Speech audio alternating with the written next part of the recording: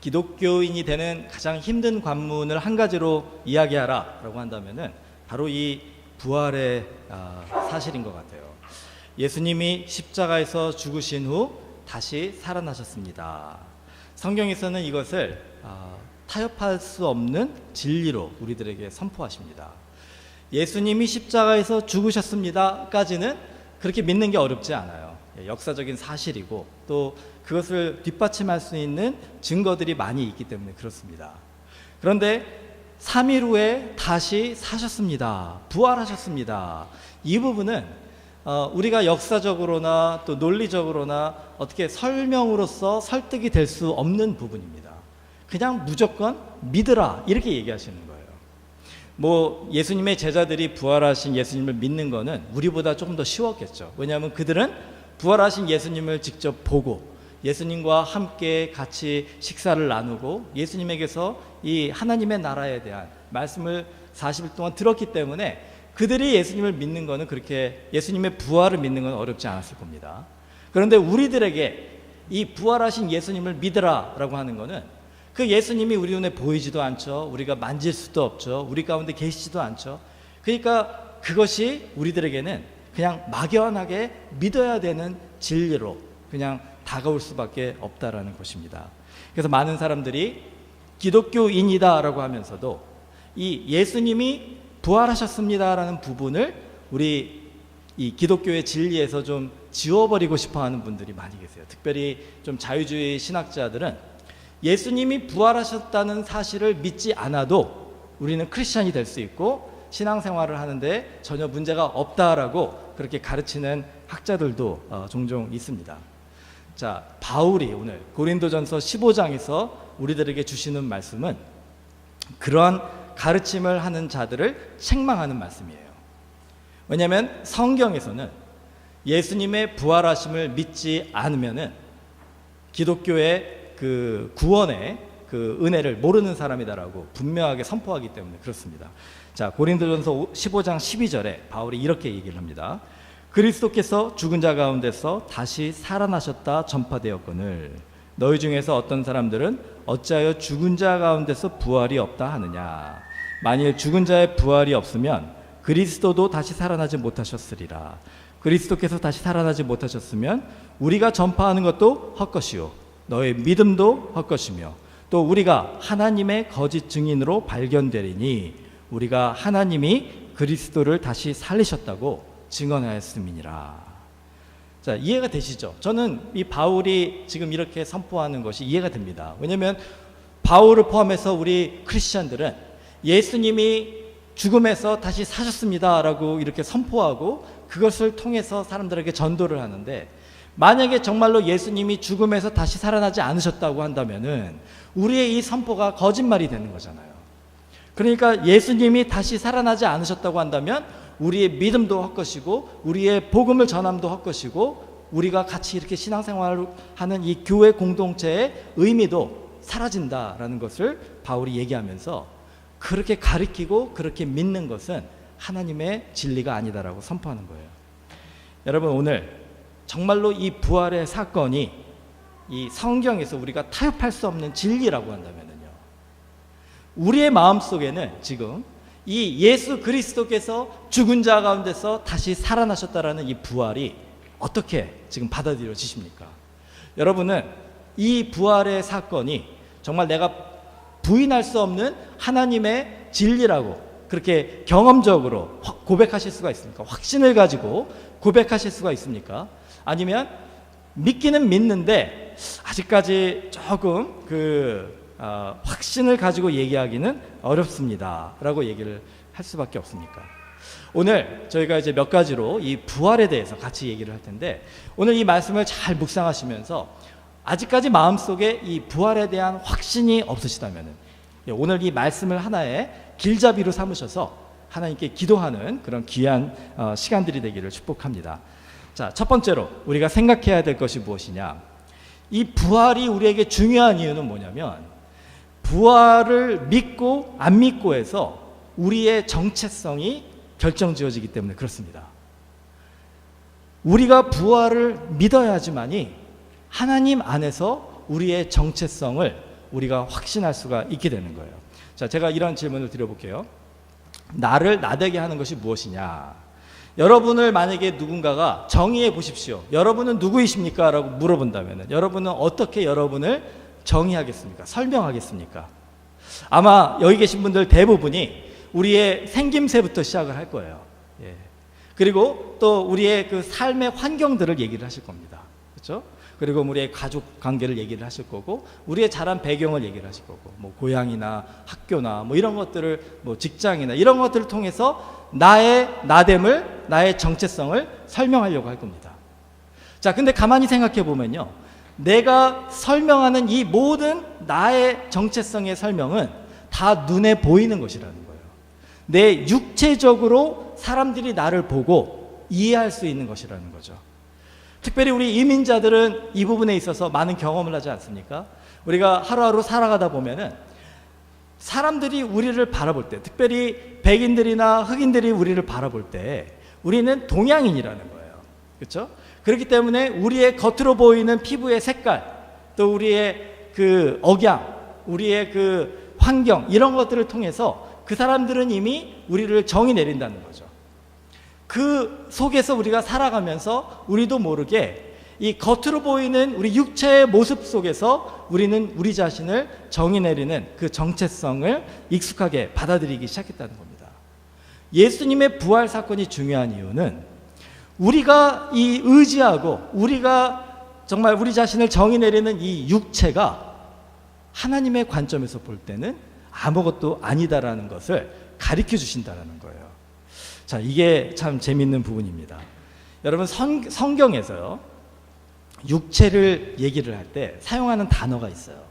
이게 이제 어떻게 보면은 이제 많은 경우에 우리가 이 한글로 표현을 하면은 그게 그거 같다 생각을 하는데, 그 히브리어로 바사라는 그런 단어가 있습니다. 근데 이제 그 단어의 의미가 무엇이냐면 우리가 이렇게 손으로 만질 수 있는 육체라는 단어예요. 그런데 하나님께서 아담과 하와를 창조하신 다음에 아담과 하와를 부르실 때, 그의 이 존재를 부르실 때 이 단어를 쓰지 않으셨다는 거예요. 그러니까 하나님이 아담과 하와를 창조하신 후에 하나님의 눈으로 본 아담과 하와는 우리가 얘기하는 이런 겉으로 보이는, 눈으로 보이는 육체가 아니었다는 것입니다. 어떤 단어를 쓰셨냐면, 이것도 히브리어로 네피시라는 단어를 쓰셨는데, 이거는 무슨 뜻이냐면은 살아있는 존재, 이게 영어 번역으로는 이제 living being 이렇게 표현이 되어 있는데요. 이게 한글로는 생명이라고 되어 있습니다. 조금 이게 좀 우리가 이해하기 어려운 단어일 수도 있어요. 생명. 그런데 이게 살아있는 존재라는 것을 그렇게 생명으로 번역을 한 겁니다. 이제 living being이라는 뜻이에요. 이게 뭐냐면은요, 하나님께서 아담과 하와를 만드실 때 하나님이 그들을 부르신 그 호칭은 그 육체, 눈에 보이는 그런 우리들의 정체성을 가지고 얘기하신 것이 아니라 하나님의 그 영으로서 보시는 정체성을 가지고 우리를 부르셨다는 거예요. 그 생명이다, 그 living being, 살아있는 존재다라고 얘기하셨다는 거예요. 그게 바로 우리의 원래의 모습이라는 겁니다. 하나님이 우리를 만들어주신 원래의 모습이다라는 거예요. 그게 우리의 정체성이라는 거예요. 그런데 아담과 하와가 범죄한 후에 어떻게 됩니까? 그 정체성을 잃어버리게 됐다는 거예요. 자, 창세기 2장 7절을 보면요, 여호와 하나님이 땅에 흙으로 사람을 지으시고 생기를 그 코에 불어넣으시니 사람이 생명이 되니라. 이게 네피시라는 히브리어 단어, living being, 살아있는 존재라는 뜻이에요. 그래서 하나님은 사람을 생명이라 하셨는데, 그 생명이 존재하게 된 이유는 흙으로 만드셨다라고 하셨는데, 그 뒤에 하나님의 영을 그에게 부어 넣어 주셨기 때문에 이것이 가능했다라고 얘기를 하는 것입니다. 그런데 어떤 일이 일어나냐면 아담과 하와가 범죄를 하죠. 그리고서는 그들이 하나님을 두려워하고 하나님을 피하게 되고 하나님이 원하시지 않는 그런 삶을 자꾸 살아나가게 됩니다. 그러다가 보니까 하나님께서 그들에게 거하고 있었던 하나님의 영이 그들의 죄와 함께 거할 수가 없음을 깨닫게 되시고, 결국은 그 하나님의 영이 그들을 떠나게 되고, 6장에 가면은요, 하나님께서 그 아담과 하와를 부르실 때 무슨 단어를 쓰시냐면은 그 육체라는 그런 단어를 거기서 쓰신다라는 거예요. 그래서 우리가 흔히 알고 있는 이 육체라는 단어는 범죄한 후에 우리들의 모습, 하나님의 영이 떠난 후에 이 겉으로 남아있는 우리의 이 육체만이 우리의 존재가 돼버린, 살아있는 리빙빙이 아니라 이제 죽어야만 하는 그런 존재의 가치를 가진 우리들의 모습이 바로 육체라, 이렇게 얘기를 하는 거예요. 자, 여러분, 우리가 그냥 이 세상을 살아가면서 하나님의 형상을 사모하는데, 하나님의 형상을 사모하지만 그 이 태초에 아담과 하와에게 주셨던 이 리빙빙, 그 살아있는 그 생명의 그 형상을 우리가 회복할 수가 없어요. 그래서 하나님께서 우리들에게 하나님의 그 구원의 은혜, 선물을 주셨는데, 그 선물이 무엇이냐? 바로 성령이라는 것입니다. 그 하나님의 성령이 이 사도행전 1장 8절에 어떻게 우리들에게 임하느냐? 예수 그리스도가 십자가에서 죽으시고 부활하신 후에 제자들에게 말하잖아요. 이제 너희가 이제 함께 기도하고 함께 기다릴 때 성령이 너에게 임하실 텐데, 성령이 너에게 임하시면 너희가 권능을 받고 나의 증인이 되리라, 이렇게 얘기를 하셨다는 거예요. 그 권능이 무엇입니까? 바로 우리의 존재의 가치가 변화되는 거예요. 우리 겉모습으로 볼 때는 그냥 죽어 없어져야 되는 그런 흙으로 돌아갈 수밖에 없는 우리의 이 육체의 가치가 하나님의 성령이 다시 우리들에게 임하심으로 말미암아 아담과 하와에게 주셨던 그 살아있는 존재, 생명의 가치로 변하게 해주시겠다. 이게 바로 하나님께서 십자가를 통하여 죽으시고 부활하신 예수님이 우리에게 허락해 주신 성령이 만들어 주시는 은혜다라고 하는 거예요. 그 성령을 우리 안에 받은 자들은 그 하나님의 형상을 회복하며 살아가는 사람이 되는 것입니다. 그러면 우리의 정체성이 변하게 되죠. 더 이상 우리가 우리를 얘기할 때 내가 얼마나 잘생겼고, 얼마나 내가 볼품이 없고, 얼마나 내가 똑똑하고, 얼마나 내가 어리석고, 얼마나 내가 사회에서 인정받고 사회에서 인정받지 못하고, 내 자라온 배경이 자랑스럽고 내 환경이 부끄럽고, 이런 것들이 우리를 더 이상 정의내릴 필요가 없다라는 거예요. 그것들은 곧 썩어 없어질 흙과 같은 육체의 정의에 불과한 것이라는 것입니다. 대신에 우리를 정의 내리는 새로운 정체성은 무엇이냐? 바로 우리는 하나님께서 사랑하시는 하나님의 아들이고 하나님의 딸이고, 하나님께서 우리를 십자가의 능력으로 구원해 주셔서 다시 한번 하나님의 생명이 되게 하셔서 하나님과 교제하게 해주신 그런 하나님의 축복받은 사람들이다라는 거. 이게 우리의 정체성이에요. 그 외에 다른 것들은 그냥 있으면 좋고 없어도 불편하지 않는 그런 부수적인 것이라는 것입니다. 여러분, 우리가 부활의 능력을 믿게 되면요, 이제 그 육체적인 것에서 우리가 조금씩 자유하게 되는 거예요. 왜냐하면 하나님이 우리에게 주신 이 영적인 가치, 영적인 정체성이 너무나도 우리에게 즐겁고 우리에게 복되기 때문에 다른 것들은 그렇게 중요하게 여겨지지가 않는다는 것입니다. 우리가 서로를 바라보는 관점도 마찬가지가 되는 거예요. 왜 교회 안에서는 빈부의 격차가 없어야 됩니까? 왜 교회 안에서는 지식의 격차가 없어야 됩니까? 왜 교회 안에서는 삶의 경험의 차이가 부각되지 않아야 됩니까? 왜냐하면 그런 것들은 다 쓸모없는 것들이기 때문에 그래요. 다 육체적인 것이기 때문에 그렇습니다. 교회 안에서 우리가 서로를 바라볼 때 바라봐야 되는 정체성은 뭡니까? 바로 저 형제님은, 저 자매님은 예수 그리스도께서 사랑하셔서 십자가에서 죽으시고 부활하시기까지 구원하신 하나님의 생명이다. 하나님의 리빙빙이다. 그렇다면 사랑받지 못할 사람이 어디 있겠습니까? 어떤 부분에 어떤 역할을 교회 안에서 하더라도 그 우리 모든 교회 안의 지체들은 존귀한 자라는 새로운 눈이 열리게 된다는 거예요. 그래서 우리가 이 부활하심을 우리 마음속에 믿어야 된다는 것입니다. 자, 두 번째로 이 부활하심을 믿는 것이 중요한 두 번째 이유는 예수님의 부활을 믿어야지 이 땅에서 우리의 영원한 생명이 시작되는 거예요. 여러분, 오늘 제가 잠깐 그 뉴스를 보다가 일본 선수가 최초로, 이 아시아 선수 최초로 9초대 그 100m 달리기를 그 진입을 했다라는 그 기사를 이렇게 냈어요. 그거를 보면서 제가 저번에 우사인 볼트가 마지막 경기를 할 때 거기 그 일본 선수가 같이 달리는 걸 봤거든요. 그래서 그 생각에 뭐 감격스럽기도 하고 또 한 가지 생각은 왜 우리 동양 사람들은 이 아프리카에서 온 사람들이나 또 미국에나 이렇게 서구에 있는 사람들처럼 이 100m 달리기가 약할까?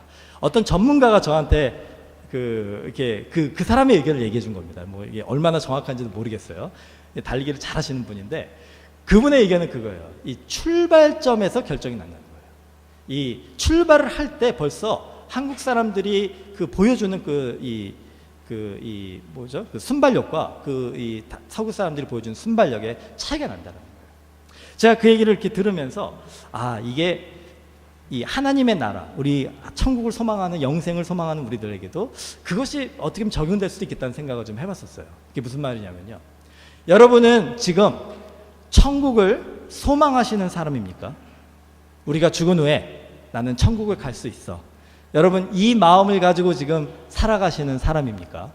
아니면 오늘 천국을 누리면서 살아가고 계시는 분이십니까? 이게 중요한 질문이에요. 아마 저도 그렇고, 저도 그렇게 배워왔고 또 그렇게 많이 가르치기도 했었습니다. 근데 하나님께서 많은 그 깨달음을 주셔가지고 지금은 많이 생각이 바뀌었어요. 여러분 예전에 예수, 천국, 불신, 지옥 이렇게 전도하시는 분들 많이 보셨죠? 그게 물론 성경에서 근거한 것일 수도 있겠지만 그 가르침, 그렇게 주장하시는 분들의 말씀을 가만히 듣고 보면은 이제 모순적인 부분들이 많이 있어요. 뭐냐면 여러분 천국은요 죽은 후에 가는 곳이다 라고 생각하시잖아요. 그거는 성경적이 아니다라는 것을 우리가 깨달았고 확신을 가져야 됩니다. 천국은 죽은 후에 가는 곳이 아니에요. 천국은 언제 가는 곳이냐? 예수 그리스도 안에서 우리가 생명이 되었을 때, 주님의 십자가의 죽으심과 부활하심을 믿고 우리가 구원받은 후에 하나님 안에서 이 새로운 정체성을 받고 하나님의 자녀가 되었을 때 우리의 천국의 이 삶은 출발하는 것이라는 거예요. 100m 달리기를 할 때 우리가 죽는 그 순간이 천국의 달리기의 출발점이 아니라 바로 예수님을 구주로 영접하는 이 순간이 바로 우리의 출발점이라는 것입니다. 자, 그렇게 생각하신다면 인생의 관점이 바뀌어지게 돼요. 자, 갈라디아서 2장 20절에 바울이 이렇게 얘기합니다. 한번 들어보세요. 내가 그리스도와 함께 십자가에 못 박혔나니 이제는 내가 사는 것이 아니요 오직 내 안에 그리스도께서 사시는 것이라. 자, 잘 들어보세요. 내가 그리스도와 함께, 예수님과 함께 십자가에 못 박혔나니 이제는 내가 사는 것이 아니요 오직 내 안에 그리스도께서 사시는 것이라. 십자가에 못 박혔다는 것이 무슨 뜻일까요? 십자가에 못 박혔다가 못을 빼고 다시 이렇게 내려와 가지고 그냥 정상적으로 사는 걸 얘기하는 게 아니지 않습니까? 내가 그리스도와 함께 십자가에 못 박혔다는 얘기는 예수님이 십자가에서 죽으신 같이 나도 십자가에서 죽었노라 이렇게 선포하는 거예요. 여러분 죽은 사람은 말이 없다라는 얘기 아시죠? 예. 우리가 무덤에 가면은요 말이 많이 없잖아요, 그렇죠? 이 갈라디아서 2장 20절을 우리가 고백하면서 주님, 나도 주님과 함께 십자가에 못 박혔습니다. 여러분이 그렇게 믿음의 고백을 하시는데 가만히 우리 자신을 보면은 말이 너무 많아요. 죽은 사람 같지가 않아요. 여전히 십자가에 못 박혀 있는데 죽기를 거부하는 사람 같다라는 것입니다. 그런데 재미있는 사실은요, 우리가 죽어야 우리는 영적으로 살 수 있다는 것입니다. 예수님이 십자가에서 그냥 못 박혀 있기만 하셨다면은 부활은 존재할 수가 없는 거예요. 예수님이 십자가에서 죽으셨기 때문에 3일 후에 그 영광의 부활을 경험하셨잖아요. 우리도 마찬가지입니다. 우리가 정말로 주님 안에서 이 천국의 그 영광을 날마다 이 땅에서부터 경험하기를 원하신다면 더 이상 십자가에 못 박혀서 안 죽으려고 버티지 마시고 예수님과 함께 십자가에서 죽는 거예요. 더 이상 말이 많은 사람이 아니라 철저하게 주님과 함께 죽어서 말이 없는 사람들이 되는 겁니다. 제가 이 말씀을 전하면서 많은 도전을 받았어요. 저 자신에게도 굉장히 많은 은혜를 주셨습니다. 한번 들어보세요. 나는 죽기 위해 살아가는가? 라는 질문에 여러분 어떻게 대답하시겠습니까? 이 땅에서 천국을 살아가는 그 경험을 우리가 하지 못하고 내가 죽은 다음에 천국을 갈 것이다 라고만 생각하는 그 삶은요, 무엇이냐면 죽기 위해 살아가는 삶이라는 거예요. 여러분 원하시든 원하시지 않든 우리는 다 죽습니다. 그렇죠? 여기서 죽지 않을 수 있는 사람은 아무도 없어요. 그러니까 결국에는 뭡니까? 우리는 죽음을 바라보면서 죽음을 기다리면서 죽음을 향해서 달려가며 살아가고 있다는 거예요. 그러니까 죽기 위해 사는 것과 무엇이 차이가 있습니까? 결국 우리의 모든 인생의 종착역은 죽음인데요. 이것을 우리에게 질문으로 던져주신 후에 예수님은 우리에게 두 번째 질문을 하시는 거예요. 무엇이냐? 너는 살기 위해 죽을 수 있는가? 너는 영원한 생명, 바로 이 천국에서의 삶, 구원받은 자의 그 은혜의 삶을 오늘부터 살 수 있기 위해 오늘 철저하게 그리스도와 함께 십자가에서 죽을 수 있는가? 여러분, 오늘 이 질문을 예수님이 우리에게 하시는 이유는 바로 그것이 우리의 부활을 가능케 하는 질문이기 때문에 그렇습니다. 정말 우리는 그 십자가에 못 박혀서 철저하게 죽은 사람입니까?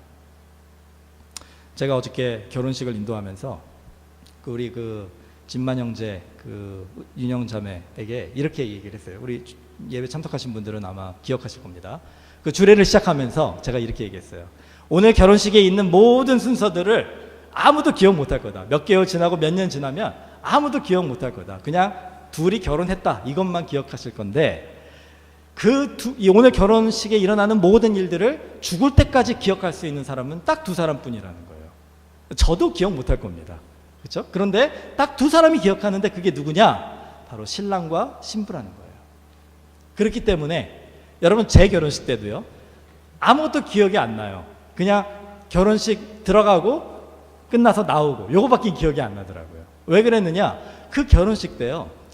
도와주는 사람들이 제 역할을 잘 못하니까 제가 그냥 너무나도 많은 걱정 근심을 한 거예요. 그 순서들을 다 결혼식 때 생각하면서 결혼식 전에도 생각하고 결혼식 때도 혹시 뭐가 잘못되면 어떡하나, 혹시 저게 식사 준비는 제대로 되고 있나, 뭐 이런 것들을 생각하다가 보니까 주례사도 하나도 생각이 안 나고 뭐 무슨 그 결혼식의 그 기쁨이라는 것이 없었습니다. 그런데 제가 어저께 그렇게 얘기를 하면서 참 재밌는 생각을 했어요. 주례를 하면서 그런 생각을 했습니다. 긴장하지 말고 이 결혼을 즐겨 하시고 인조하십시오 이렇게 얘기를 해놓고 제가 땀을 뻘뻘 흘리면서 긴장하고 제가 막 여러 가지 생각이 복잡한 거예요. 막 설교 순서도 막 틀리고 그 얘기를 제가 이렇게 딱 경험하면서 어떤 생각이 들었냐면 이 자유하고 그 하나님 앞에 맡기고 이 즐기는 거, 정말 인조이 하는 거, 평안하게 하나님 앞에 이 주시는 그 삶을 누리는 것이 얼마나 힘든 것인가라는 것을 알면서도 이것을 실천하기가 얼마나 힘든 것인가를 깨닫게 됐다는 거예요.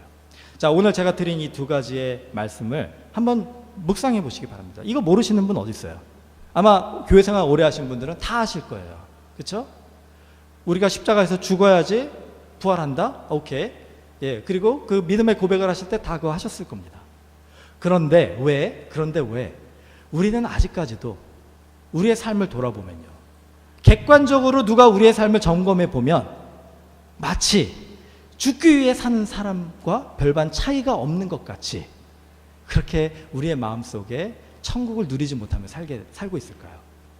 이게 바로 오늘 바울이 고린도 교회에게 던져주는 도전이고요. 이게 바로 오늘 구원받은 우리들에게 하나님께서 주시는 도전이라는 겁니다.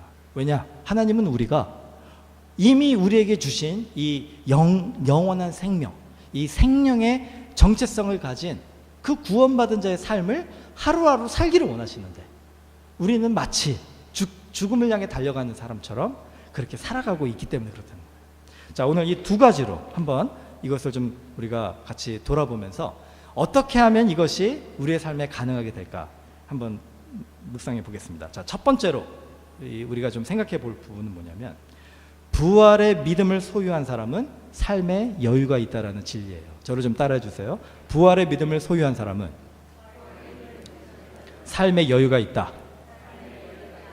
예, 여러분 삶에 여유가 없으시면은 여러분의 부활의 믿음을 좀 다시 한번 점검해 보시기 바랍니다. 없다는 게 아니에요. 점검해 보시고 다시 기억해 보시기 바랍니다. 자, 삶의 여유를 가질 수 있는 그 방법은 포기하는 법을 배우는 거잖아요. 그렇죠? 아까 제가 그 죽은 사람은 말이 없다라고 그랬잖아요.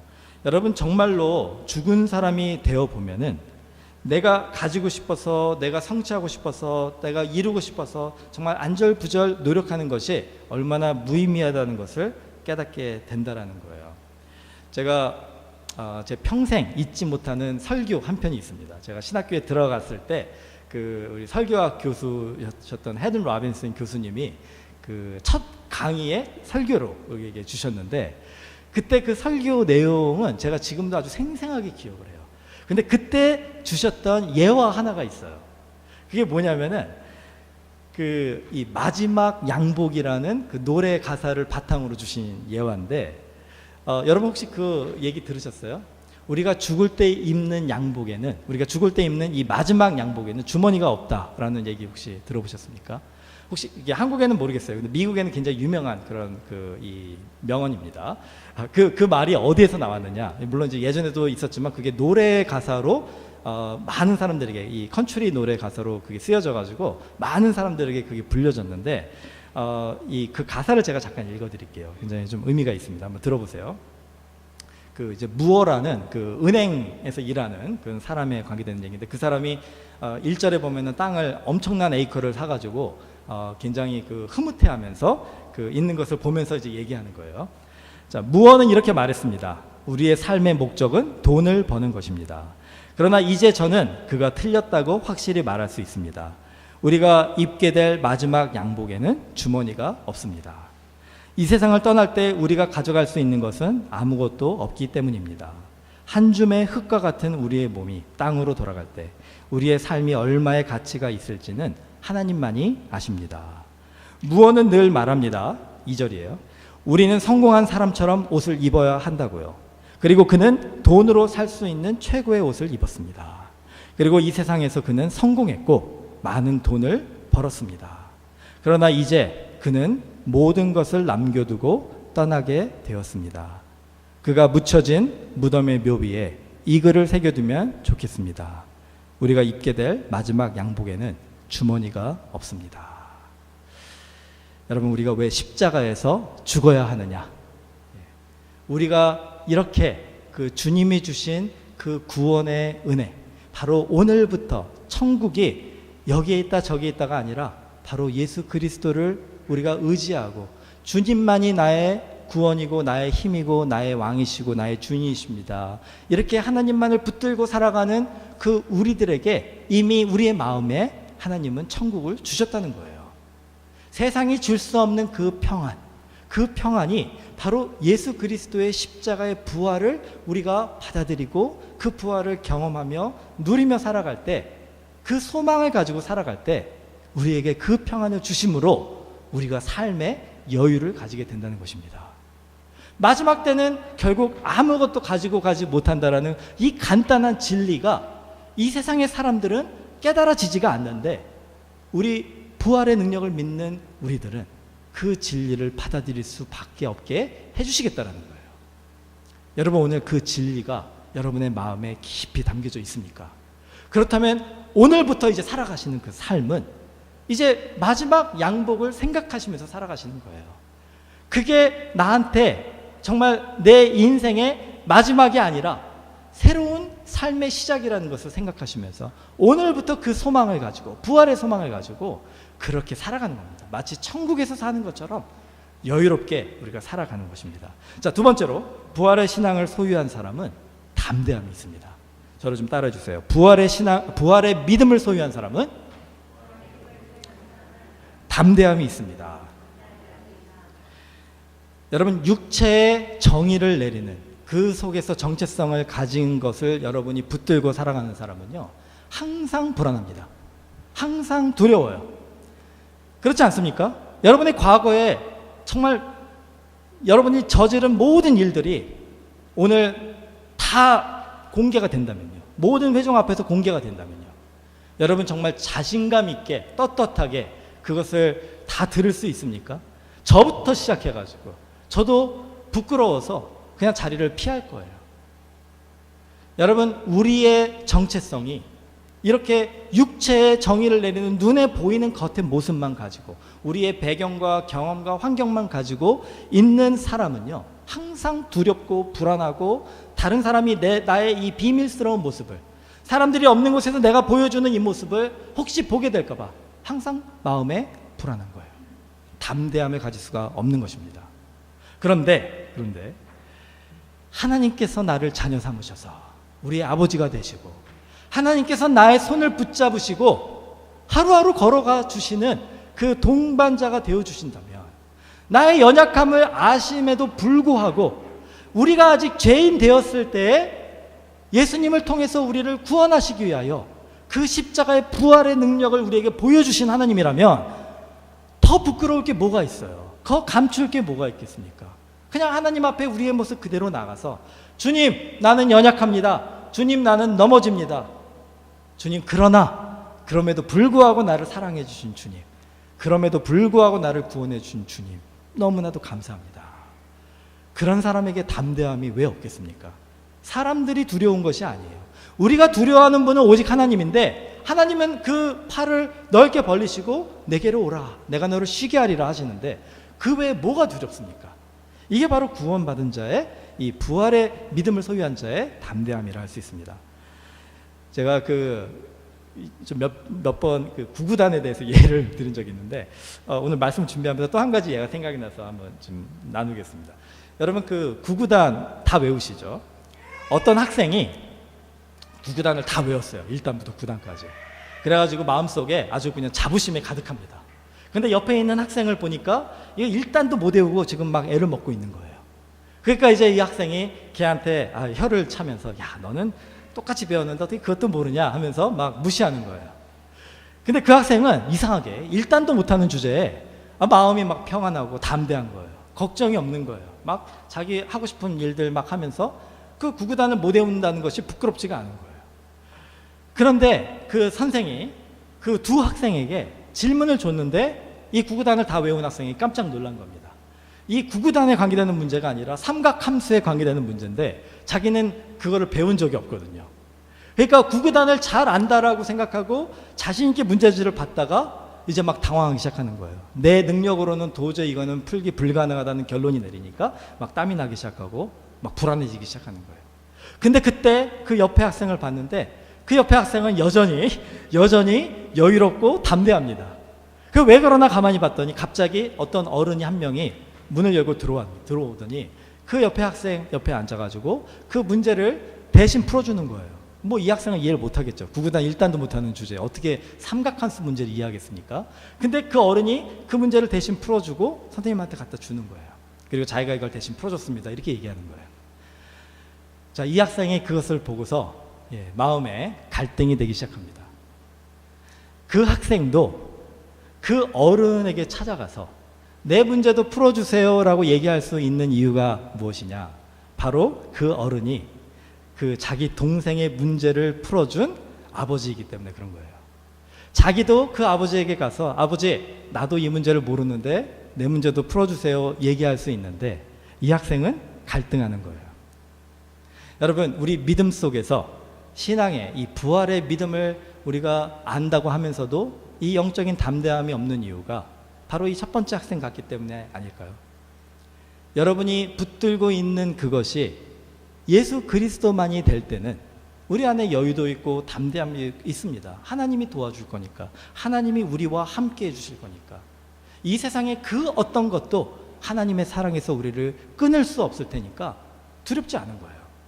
그런데 내 손에 쥐어지고 내가 붙잡고 있는 것이 그 하나님, 우리에게 주신 이 부활의 믿음을 바탕으로 한 그 하나님이 아니라면은 내 육체적으로 나를 정의 내리는 것들이라고 한다면 그냥 그것을 내려놓고 아버지께로 달려가면 되는데 아직도 내가 주저하고 있다면 이 담대함은 나의 것이 될 수가 없는 거라는 거죠.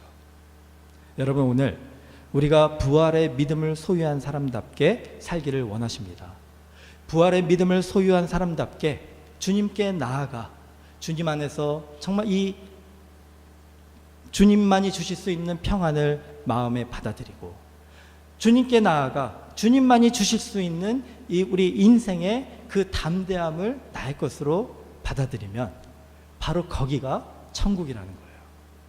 이 세상의 그 어떤 것도 무너뜨릴 수 없는 하나님과 동행하며 하나님과 교제하며 하나님과 즐거워하는 그 천국의 삶이 바로 그 순간부터 시작될 수 있다는 것입니다. 오늘 우리가 이제 좀 바뀌어져야 되지 않겠습니까? 이제 우리가 부활의 믿음을 이제 주님 앞에 그 온전하게 경험하기를 소망하기 위해서 오늘 같이 보신 이 말씀을 우리 마음에 붙들고 하나님께로 나아가서 주님, 이제는 내가 예수 그리스도를 다시 살리신 그 하나님께서 나도 다시 살리실 수 있으심을 믿고 오늘 주님 온전하게 주님 의지하며 주님 앞에 고백하기를 원합니다. 나를 도와주셔서 나의 모습 그대로 나를 받아주셔서 나를 구원하여 주시고 나에게 이 부활을 성령의 능력으로 충만하게 믿을 수 있게 하여 주시옵소서. 우리 잠시 같이 기도하겠습니다.